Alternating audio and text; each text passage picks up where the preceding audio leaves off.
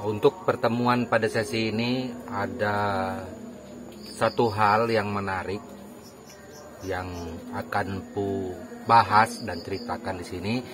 Nah, kebetulan permasalahan ini Empu melihat di sebuah grup Facebook. Nah, di sana ada pertanyaan yang kayaknya bagus dijawab atau Empu sampaikan di konten YouTube ini biar teman-teman semua bisa paham serta memahaminya. Nah, jadi pertanyaan yang ada ini kebetulan di grup sebuah Facebook yaitu grup Mandau. Nah, di situ dia menanyakan entah kepingin tahu atau seperti apa, tetapi pertanyaannya ini menurut saya Empu Glol adalah pertanyaan yang bagus dan kayaknya memang layak harus saya angkat di konten YouTube ini. Pertanyaannya yaitu, apakah Mandau bagus itu harus yang putus paku? Itu pertanyaannya seperti itu. Apakah Mandau yang bagus itu harus putus paku? Apakah Mandau yang tidak putus paku itu adalah Mandau yang tidak bagus? Mohon jawabannya buat teman-teman semua serta saudaraku untuk hal ini, karena saya kepingin tahu, kurang lebih seperti itu. Nah, jadi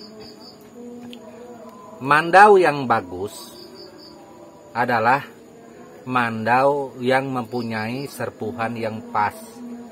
Nah, serpuhan yang pas yang bagaimana, Empu? Serpuhan yang pas yang dipakai matanya tidak sompel, yang dipakai mata bilahnya tidak peot, tahan dibawa bekerja, dibawa kemanapun untuk memotong sesuatu hal apapun, matanya tidak mungkin rusak. Meski rusak sedikit, biasanya kalau terlalu lama kita pakai terus menerus, karena sifat daripada besi ini ya memang kadang-kadang bisa kotor segala macam.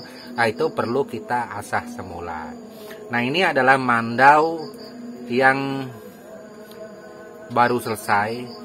Nah, kebetulan Mandau ini ukuran 49 cm, pesanan dari saudara kita dari Balikpapan. Nah, ini Mandau belum diserpuh. Untuk saudaraku ketahui, Mandau ini adalah Mandau baru yang belum diserpuh.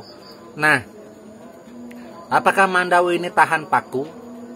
Tentu Mandau yang seperti ini karena tidak mempunyai serpuh, tidak mungkin tahan paku, tidak mungkin bisa melukai benda yang keras seperti besi, nggak mungkin dia bisa melukai. Tetapi kalau ini sudah diserpuh, dipastikan bisa memotong paku, bisa melukai besi yang lain, seperti itu. Nah, Mandau untuk saudaraku ketahui, mungkin ini bisa menjadi pertimbangan untuk semua saudaraku semua, bagi yang pemula, bagi yang belum mengerti tentang permasalahan Mandau. Mandau yang bagus harus saudaraku ingat adalah Mandau yang mempunyai serpuh. Serpuh itu di matanya ini tahan, kita hantamkan ke kayu, nggak bengkok, nggak rusak gitu.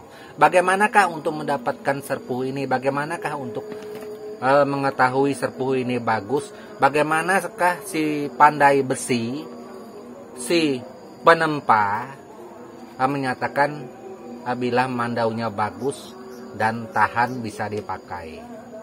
Nah, gini saudaraku, sebenarnya Mandau yang baru jadi seperti ini, kita bakar ke api, kira-kira merahnya kita anggap sudah layak, lalu kita serpuh di air.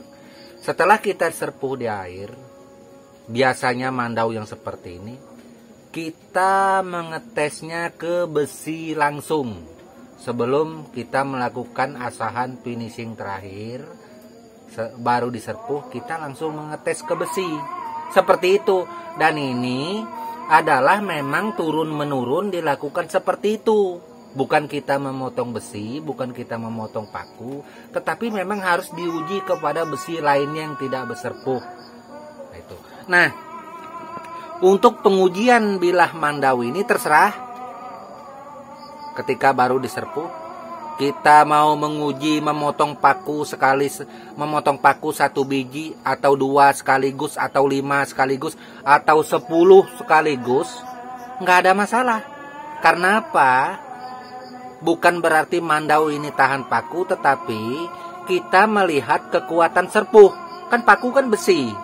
Kita melihat kekuatan serpuh. Sejauh mana kekuatan serpuh yang ada yang didapatkan dari hasil kita melakukan proses pembakaran tadi terhadap api. Nah, ketika paku tersebut putus semua, seumpamanya 5 putus semua, 10 putus semua sekaligus, kita melihat matanya ini. Kita melihat. Ada rusak enggak? Kalau seumpamanya mata mandaunya itu rusaknya parah,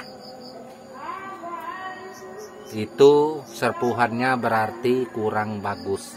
Perlu dibaikin lagi, digerinda atau dikikir, diserpuh ulang lagi. Kita uji lagi ke paku atau besi lainnya. Dan ketika pengujian berikutnya, paku tersebut putus, kemudian ada rusak, seumpamanya sedikit sekali rusaknya. Nah, ini sudah termasuk mandau yang bagus. Loh, empu, kenapa empu ada rusak sedikit kok dikatakan yang bagus? Ya memang bagus. Rusak sedikit nanti, mandau yang baru kita baru jadi ini di tempat ini kita asah. Itu. Kita asah lagi di batu asah untuk penyempurnaan bilah mata tajamnya ini biar bisa dipakai secara sempurna, biar bisa disimpan, biar bisa digunakan untuk kebutuhan kita, maupun itu mandau tempilan atau mandau kerja. Selain paku, biasanya peraturan kita dari Dayak Benua, ada besi seperti ini kan besi per nih. Nah, ini besi per tuh. Nah, kalau mandau ini sudah diserpuh, biasanya kita akan kita timpaskan ini kita timpaskan ke besi ini. Dan konten yang seperti ini sudah empu lakukan di beberapa konten saya yang lalu. Mungkin silakan scroll video saya, ada di sana saya menguji bilah mandau yang sudah diserpuh. Nah, ketika kita menguji besi yang tidak diserpuh ini seperti irisan, semuanya seperti irisan, tapi kalau pegat nggak mungkin besi sebesar ini. Nah, ini seperti irisan, dalam-dalam irisan seperti itu.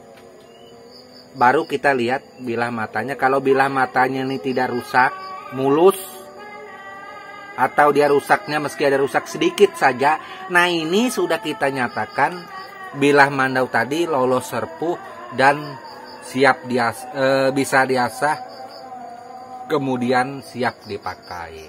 Nah, seperti itulah buat saudaraku, buat teman-teman semua yang bertanya apakah mandau bagus itu harus putus paku. Ini adalah jawabanku tadi. Mungkin bisa dipahami, mungkin bisa dimengerti. Dipastikan mandau yang serpuhannya bagus itu pasti putus paku.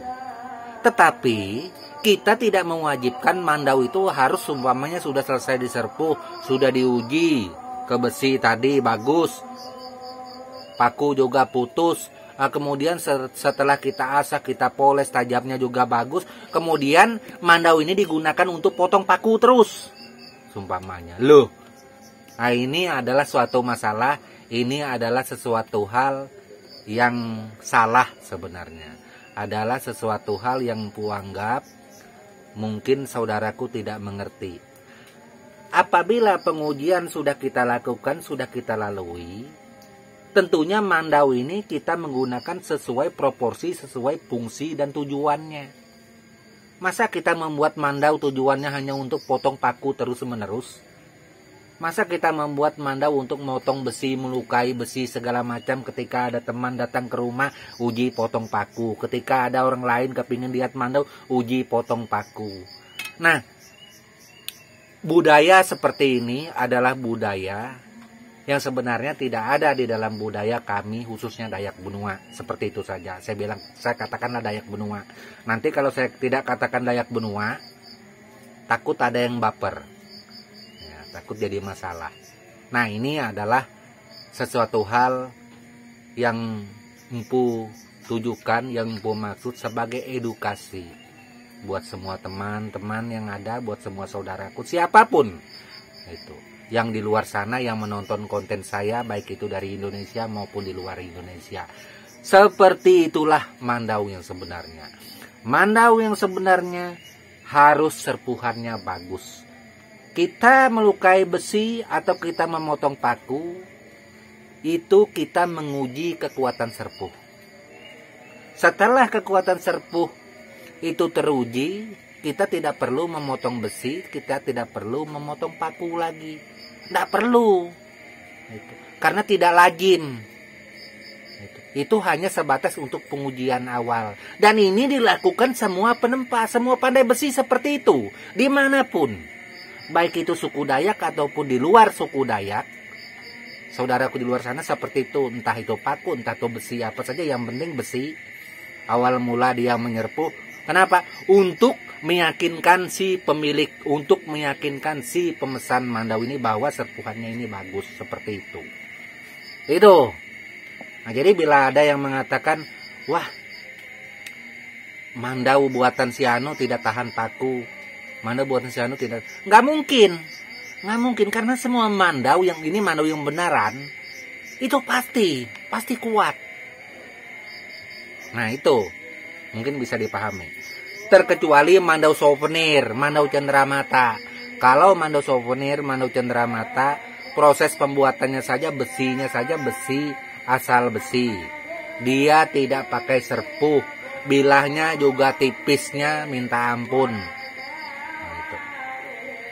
Banyak hal lainnya seperti itu. Beda dengan mandau kerja yang kita buat dengan mandau tempilan yang kita buat. Karena mandau ini adalah mandau beneran, mandau ini adalah mandau yang memang kita pakai turun-menurun hingga saat ini seperti itu.